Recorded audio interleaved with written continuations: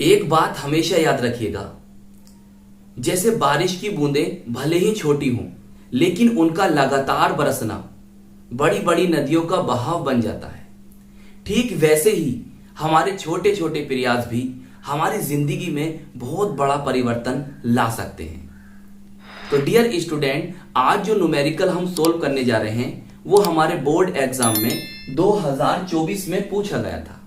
तो इस न्यूमेरिकल को तो हम सोल्व करेंगे और एक न्यूमेरिकल इसी से मिलता जुलता आपको देंगे और आप उसे खुद से सोल्व करोगे। तो चलिए फिर शुरू करते हैं और सोल्व करते हैं आज का अपना ये प्यारा सा न्यूमेरिकल। हमें दे रखा है कि वैद्युत द्विध्रुव तथा वैद्युत द्विध्रुव आगुण के अर्थ समझाइए। किसी बिंदु द्विध्रुव में 20 प्लस 20 माइक्रोकुलाम तथा -20 माइक्रोकुलाम के आवेश 1 सेंटीमीटर दूरी से विभेदित हैं। द्विध्रुव के केंद्र से 1 मीटर दूर किसी अक्षीय बिंदु पर वैद्युत क्षेत्र की तीव्रता ज्ञात कीजिए। अब बहुत ध्यान समझना, हम पहले समझते हैं वैद्युत द्विध्रुव, जिसे हम कहते हैं इलेक्ट्रिक डाइपोल। इसका अर्थ क्या होता है, इसकी डेफिनेशन क्या होती है, इसका मतलब क्या होता है, समझो। देखो, समान परिमाण, पहली बात, समान परिमाण व विपरीत प्रकृति के दो आवेश कैसे होने चाहिए, समान परिमाण, और उनके नेचर कैसे होने चाहिए, विपरीत। जैसे प्लस क्यू तथा माइनस क्यू, इनके चार्ज अलग अलग है लेकिन परिमाण कैसे हैं, समान है। तो समान परिमाण व विपरीत प्रकृति के दो आवेश प्लस क्यू तथा माइनस क्यू अल्पतम दूरी पर स्थित हो तो इस प्रकार बना निकाय वैद्युत द्विध्रुव कहलाता है। क्लियर, एक बात क्लियर हुई। अच्छा, अब देखते हैं ये वाली बात, वैद्युत द्विध्रुव आगुण, जिसे हम कहते हैं इलेक्ट्रिक डाइपोल मूवमेंट, इसका मतलब क्या होता है। देखो, वैद्युत द्विध्रुव की रचना करने वाले दो बिंदु आवेश प्लस क्यू तथा माइनस क्यू में से किसी एक आवेश का, इस बात को याद रखो, में से किसी एक आवेश का परिमाण तथा दोनों आवेशों के बीच की अल्पतम दूरी के गुणनफल को वैद्युत द्विध्रुव आगुण कहते हैं। अब इस बात को वहां समझो। देखो, हम इसे वैद्युत द्विध्रुव आगुण को काय से डिनोट करते हैं, पी से डिनोट करते हैं, सही है, पी से प्रदर्शित करते हैं, पी से डिनोट करते हैं। देखो भाई, ये हमारा निकाय है, इसे समझो। इस पूरी परिभाषा को उठाकर मैं यहां ले आया, यहां समझो।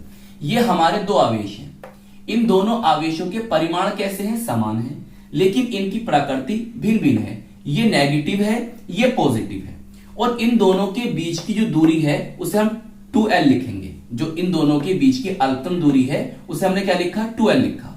तो हमारा फॉर्मूला क्या बना, ध्यान समझो। देखो, ये हमारा कौन है, वैद्युत द्विध्रुव आगुण।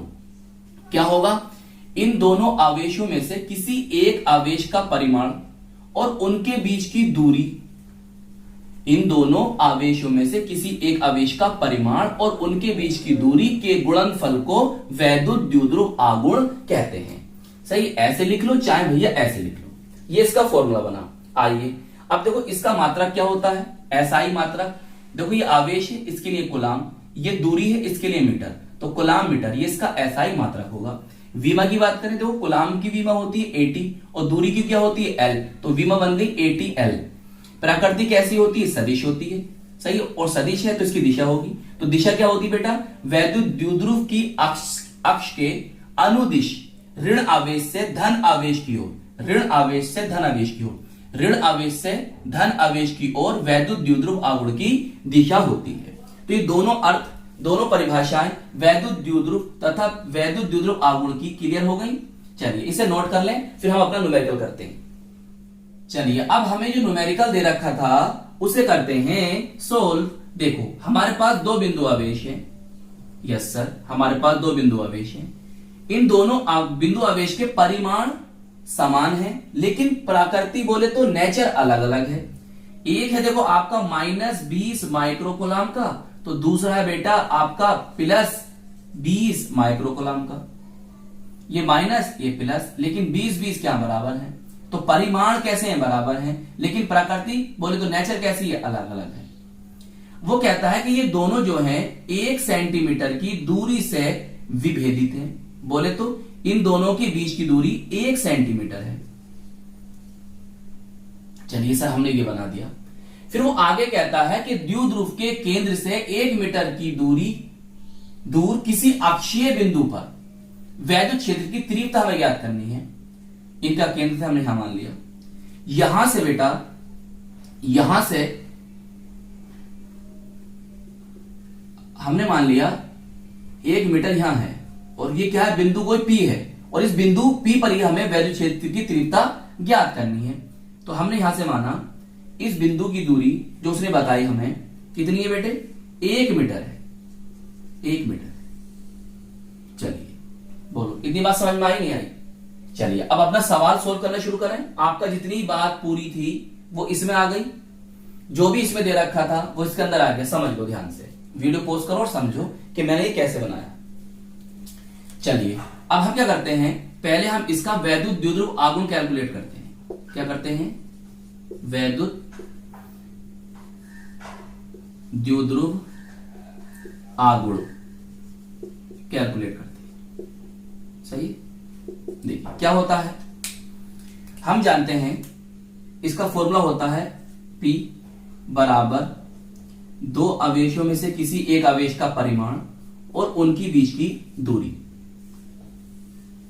सही, अभी तो ये समझा दिया मैंने। चलिए इस तरह से बॉक्स में लिखेंगे ब्लैक पेन से और बंद कर देंगे।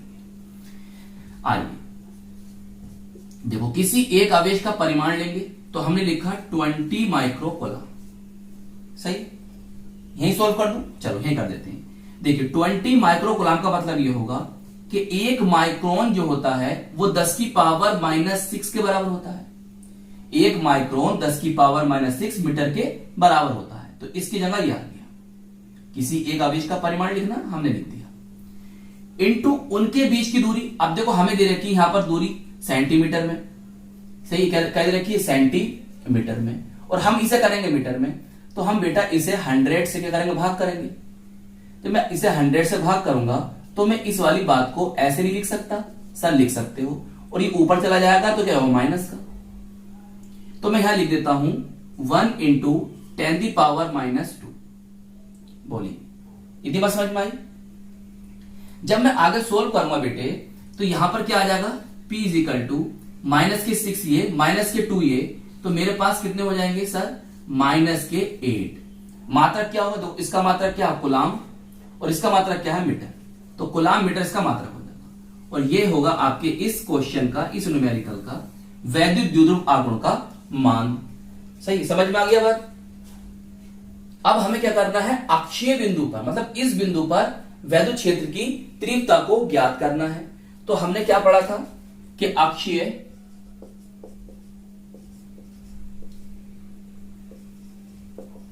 बिंदु पर वैद्युत क्षेत्र की तीव्रता बेटा क्या होती है, फॉर्मूला क्या होता है सर, इसका फॉर्मूला होता है E = 1/4πε0 Q 2p/r³ न्यूटन पर कूलम। बोलिए, ये फॉर्मूला होता है नहीं होता है? ध्यान समझो, इसे ब्लैक पेन से लिखो, साथ साथ लिखते चलो मेरे। बस अब इनके फॉर्मूले हैं, आपको पता चल गए। अब आप इनके अंदर क्या रखो, इनकी वैल्यू रख दो, बात आंसर आ जाएगा। सही है, जैसे मैं बता रहा हूं इस तरह से नोट करा करो। ब्लैक पेन, ये ब्लैक पेन से। अब चलिए इसका आंसर, अंदर आंसर लिखिए भाई। इसका जो वैल्यू होती है, कितने न्यूमेरिकल कर लिया हमने, मैं पता है सर, 9 × 10⁹ इंटू 2 आ गया। P की वैल्यू अभी हम लेकर आए हैं सर 20 × 10⁻⁻8। बोलिए, समझ में आ रही बात? अपॉन R³ और R³ हमें कितना दे रखा है, हमें दे रखा है बच्चों 1 मीटर। तो 1 मीटर दे रखा है तो कोई चीज करने की जरूरत नहीं है, 1 मीटर। इसका क्या हो जाएगा, होल क्यूब। अब देखो, कर लो भैया ध्यान से जरा, क्या बात बनेगी। इसका देखो, अगर मैं इसकी गुणा इससे करता हूं तो कितना हो गया, 9 दूनी 18, और 18 दूनी कितने होते हैं, 36। तो ये बनेगा देखो 360। इनकी इन्हीं गुणा करने से। अब आ गया, देखो ये कितना बेटा प्लस के 9 और ये कितने हैं माइनस के 9, तो इनको जब घटाओगे कितना बचेगा 10 बचेगा। सही, इतना आंसर बना। अगर मैं इस बात को साइंटिफिक नोटेशन में लिखना चाहूं, साइंटिफिक नोटेशन में वैज्ञानिक संकेतन में लिखना चाहूं तो मैं क्या लिखूंगा भाई, मैं मान लू दशमलव मेरा यहां है और मैं इस दशमलव को उठाकर यहां लेकर आऊं, यहां पर मैं कहा जा रहा हूं लेफ्ट साइड जा रहा हूं, तो मैं जितने डिजिट जंप करूंगा उतनी पावर प्लस में जाएगी। बोले तो ये हो जाएगा आपका 3.60 10 दी पावर 2 इंटू 10। अब देखो ये पावर है आपकी 10 की पावर 2 प्लस में, और ये आपके पास 10 है, तो टोटल आपके पास क्या आ जाएगा बेटा आपके पास आ जाएगा मेरे भाई 10 दी पावर 3। और मात्रक क्या बताया, न्यूटन पर कूलम। बताइए वोल्ट पर मीटर भी इसका मात्रक होता है, मैंने आपको बताया था। बताइए इतनी बात समझ में आई या नहीं आई? ये था आपका आंसर। चलिए अब इस न्यूमेरिकल को आप खुद से सोल्व करेंगे, सेम ऐसी है। बताइए कर लेंगे सोल्व? चलो सही, चलिए फिर। तो आई होप ये न्यूमेरिकल आपको अच्छी तरह से समझ में आ गया होगा, और जो न्यूमेरिकल मैंने आपको दिया है वो भी आप सोल्व कर लेंगे, इसी के आधार पर वो सोल्व होगा। तो बेटा लगभग हम इस चैप्टर के न्यूमेरिकल कंप्लीट कर चुके हैं। अब 1-2 वीडियो के बाद हम चैप्टर 2 के न्यूमेरिकल को सोल्व करना शुरू कर देंगे और उसकी वीडियो आपको मिलना शुरू हो जाएंगी। तो अपना बहुत बहुत ख्याल रखिएगा, मेहनत से पढ़ाई करते रहिएगा, फेयर कंप्लीट करते रहिएगा। मिलते हैं आपको इसकी नेक्स्ट वीडियो में। All the very best.